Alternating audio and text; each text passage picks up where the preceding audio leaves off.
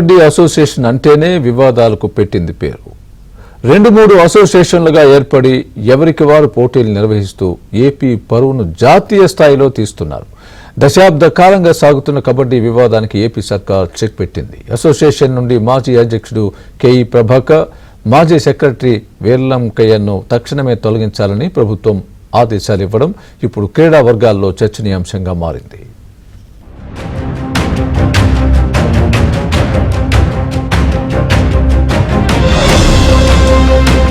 ఇటీవల శాప్ ఆధ్వర్యంలో జరిగిన ఏపీ కబడ్డీ అసోసియేషన్ ఎన్నికలలో రాష్ట్ర అధ్యక్షురాలిగా ప్రభావతి, కార్యదర్శిగా ఎలమంచిలి శ్రీకాంత్ ఇతర కార్యవర్గాన్ని ఎన్నుకున్నారు.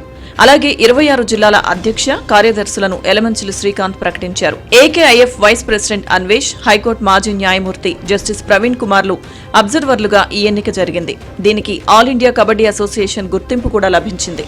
అయితే దీనిపై వివాదం చేసేందుకు అవతలి వర్గం ప్రయత్నించడంతో రాష్ట్ర ప్రభుత్వం ఇప్పుడు సరికొత్త ఆదేశాలు ఇవ్వడం చర్చనీయాంశంగా మారింది.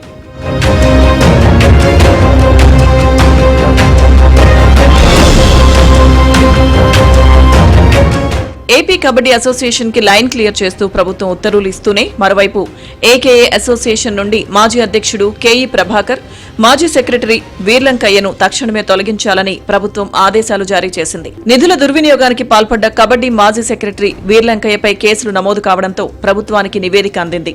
దుర్వినియోగం చేసిన 7,12,510 రూపాయలను వడ్డీతో సహా ప్రభుత్వానికి చెల్లించాలని ఆదేశాలిచ్చింది.